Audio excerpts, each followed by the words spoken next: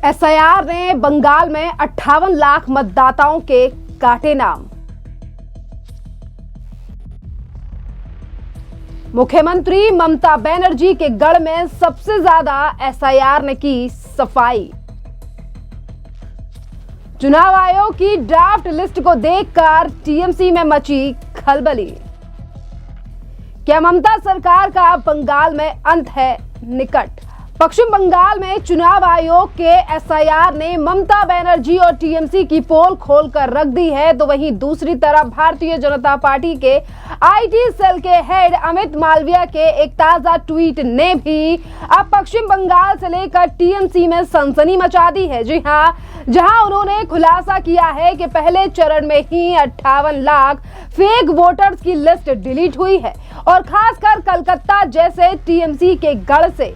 और वहीं दूसरी तरफ टीएमसी के नेता कुणाल घोष के बयान पर बीजेपी ने करारा जवाब दिया है और कहा है कि घुसपैठिए अब छिप नहीं पाएंगे। जहां साफ हो रहा है वहां ममता बनर्जी की सरकार फर्जी वोटों पर ही टिकी थी, ये भी तमाम चीजें दिखाई दे रही हैं। जी हां, दरअसल आपके लिए बता दें कि जहां एक तरफ एसआईआर के द्वारा ड्राफ्ट लिस्ट जारी की गई है जिसमें ये बताया गया है कि 58 लाख वोटर्स के नाम पश्चिम बंगाल से काटे जा रहे हैं, जिसमें से कुछ ऐसे लोग हैं जिन्होंने अपना एड्रेस बदल दिया है, जो पश्चिम बंगाल को छोड़कर अन्य जगहों पर चले गए हैं। वहीं दूसरी तरफ कुछ ऐसे लोग हैं जो आज इस दुनिया में नहीं है और वहीं दूसरी तरफ कुछ ऐसे हैं जिनकी कोई जानकारी नहीं मिली है। बोगस वोटर्स का भी नाम सामने आया है।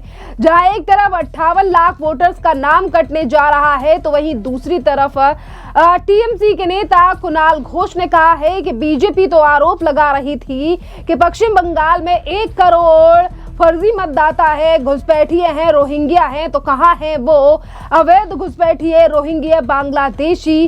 तो देखिए, पहले तो आप कुणाल घोष का ये बयान सुनिए और उसके बाद हम आपको दिखाते हैं बीजेपी के नेता अमित मालविया ने टीएमसी और कुणाल घोष को बेनकाब किया है। पहले आप सुनिए कुणाल घोष का ये बयान। देखिए, एसआईआर को जो ड्राफ्ट रिलीज हुआ है उसके ऊपर हमारा लीडरशिप पूरा एनालाइज कर रहा है। ये जो भाजपा वालों, ऑपोजिशन लीडर और भाजपा वालों बोल रहे थे 1 करोड़ रोहिंग्या, 1 करोड़ बांग्लादेशी, तो कहां है? तो इतने दिन तक वो लोग एकदम झूठ बोल रहे थे, पब्लिक को कंफ्यूज कर रहे थे। तो क्यों कर रहे थे? 1 करोड़ बांग्लादेशी, 1 करोड़ वो रोहिंग्या, तो कहां है? तो जो लोगों का मौत हुआ है, जो टेक्निकली इधर से उधर जा गया है, किसी लोगों का यहां पर नाम थे, वहां पर नाम थे, जो एक्सपेक्टेड था वही हुआ। और कुछ हमारा डानकुनी का एक काउंसिलर, वहां पर म्यूनिसिपैलिटी का एक पब्लिक रिप्रेजेंटेटिव, उसको तो मौत, उसको तो डेड दिखा दिया, वो तो जिंदा है। ऐसा बहुत ऐसे भी आ रहा है जो लोग जिंदा है लेकिन उसको डेथ लिस्ट में भेज दिया। तो वो पूरा एनालिसिस हो रहा है। तो हमारा पूरा जो पार्टी का जो टीम है वो लोग फिर से पूरा हर बूथ में पब्लिक का साथ है। अगर कोई जेन्युइन वोटर को नाम लिस्ट में नहीं है तो लिस्ट में उठाने का जो प्रोसेस है, हमारा जो BLA 2s है, लोकल पार्टी है, पूरा उसको कोऑपरेट करेंगे। और ये भाजपा का निर्देश में ये जो किया है, उससे पहले दिन तो ये मालूम चल गया कि बीजेपी कितना बड़ा झूठ फैल रही थी वो साबित हो गया। देखिए, आपने कुणाल घोष का बयान सुना कि उन्होंने किस तरीके से बीजेपी पर सवाल उठाए और कहा कि कैसे बीजेपी लोगों को बरगला रही है, लोगों को गलत जानकारी दे रही है। पर वहीं दूसरी तरफ भारतीय जनता पार्टी के नेता अमित मालविया ने सोशल मीडिया पर पोस्ट किया कि पश्चिम बंगाल की वोटर लिस्ट से ASDD कैटेगरी के तहत पहले चरण में ही 58 लाख वोटों यानी कि लोगों के नाम काटे गए हैं, जिसमें कोलकाता जैसे टीएमसी के मजबूत इलाकों में भारी डिलीशंस है। ये दिखाता है कि कैसे ममता बनर्जी की सरकार फर्जी वोटों पर टिकी हुई थी और किस तरीके से अब डुप्लीकेट एंट्रीज पर पूरी तरीके से बैन लग चुका है और इसी के साथ साथ जो लोग शिफ्ट हो चुके थे उन लोगों के भी नाम कट चुके हैं। अब ये तमाम रास्ते बंद हो चुके हैं और असली वोटर्स तय करेंगे कि आखिरकार पश्चिम बंगाल का क्या भविष्य होगा और ममता बनर्जी की सड़ी गली सरकार को कैसे उखाड़ फेंकेंगे।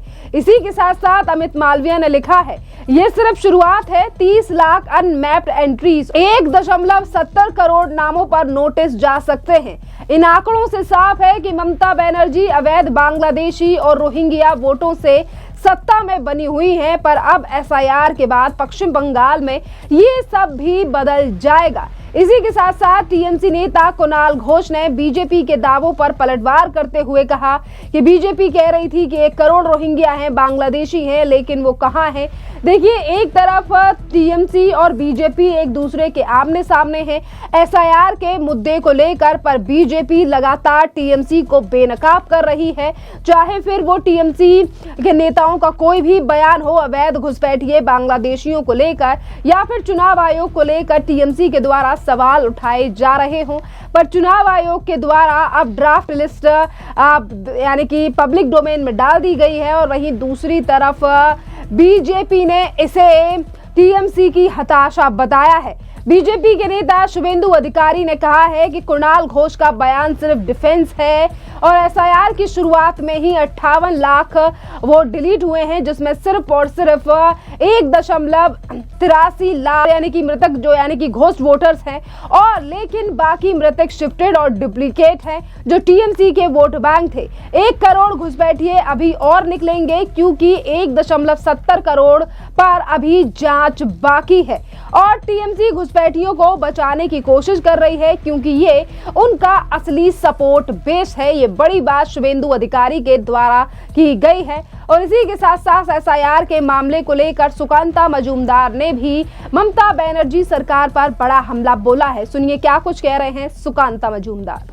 देखिए, 58 लाख नाम जो डिलीट हुए उससे भी ज्यादा जो चिंता की बात है मुझे जो लगता है कि लगभग 1.5 करोड़ लोग ऐसा सुनाई दे रहा है जो जिनका नाम ड्राफ्ट लिस्ट में है लेकिन संदिग्ध है, क्योंकि कहीं जगह पे पिताजी का उम्र 15 साल दिखाया जा रहा है जब उनका बच्चा हुआ था, बेटा या बेटी जो भी हुआ था।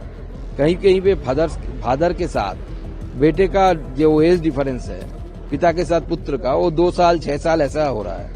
तो ऐसी बहुत सारी गड़बड़ियां है और सबसे बड़ी बात है ममता बनर्जी ने CA एक्ट पास होने के बाद खुले मन से ममता बनर्जी का स्टेटमेंट है, उन्होंने सबको मना किया था कि आप CA में अप्लाई मत करिए क्योंकि आप नागरिक हैं, आपको CA में अप्लाई करने की कोई जरूरत नहीं है।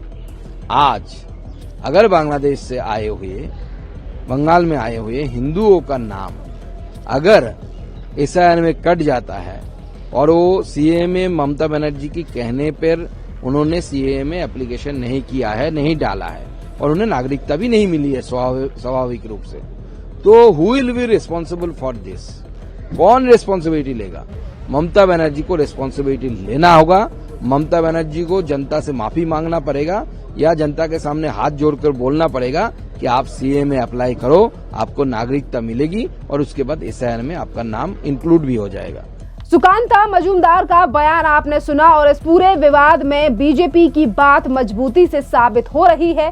अमित मालविया का ट्वीट SIR की सफलता को हाईलाइट करता है जो टीएमसी की चप्पा वोटिंग को रोक रहा है। कुणाल घोष का बयान सिर्फ ध्यान भटकाने की कोशिश है, क्योंकि जिंदा लोगों को मृतक बताने वाले बीएलओ अधिकारियों पर टीएमसी के दबाव से जुड़ी कई रिपोर्ट्स बताती हैं कि एसआईआर से घुसपैठिए भाग रहे हैं। बॉर्डर इलाकों में टीएमसी का वोट बैंक सिकुड़ रहा है। क्या ममता बनर्जी की मां माटी मानुष सिर्फ और सिर्फ फर्जी वोटर्स के लिए थी?